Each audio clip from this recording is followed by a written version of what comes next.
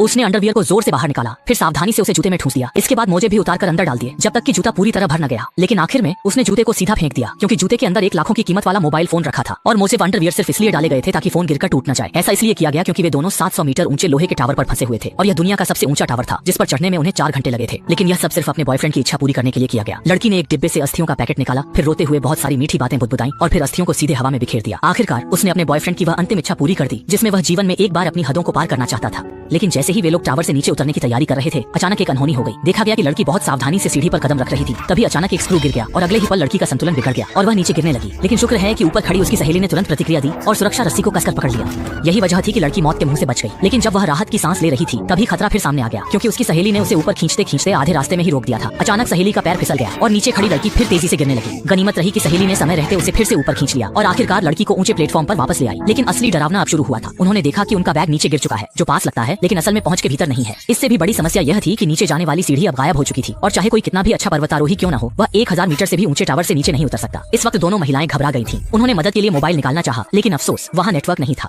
ऊंचाई पर आई इस मुसीबत ने उन्हें फंसा दिया। इसी दौरान श्याओमी को अचानक एक लोहे का डिब्बा मिला, जिसमें दूरबीन और एक सिग्नल गन छुपी थी। ये दोनों चीजें उनकी इकलौती बचाव की उम्मीद बन गई। उसकी सहेली ने दूरबीन उठाकर कई किलोमीटर तक देखा, लेकिन कोई इंसान नजर नहीं आया, और दूसरों के वहाँ आकर उन्हें बचाने की तो बात ही छोड़िए। बचाव दल के आने तक जिंदा रहने के लिए जरूरी था कि वे बैग में रखी चीजें हासिल करें, वरना मदद आने से पहले ही वे उस छोटे से प्लेटफॉर्म पर प्यास से मर जाएंगी। अब श्याओमी सच में घबरा गई थी और दोनों के बीच तीखी बहस भी हो गई। आखिरकार उसकी सहेली ने देखा कि श्याओमी की लंबी टांग कट गई थी और ताजा खून उसकी पैंट को लाल कर रहा था। उसकी सहेली ने तुरंत अपनी जैकेट उतार दी। घाव की पट्टी साधारण तरीके से कर दी गई, यही एक उपाय था। किसी के वहाँ से गुजरने की उम्मीद में उसकी सहेली वीडियो बनाना नहीं भूली। वह एक छोटी इंटरनेट सेलिब्रिटी थी, भले ही मोबाइल में सिग्नल नहीं था, वीडियो तो पहले ही रिकॉर्ड कर लेना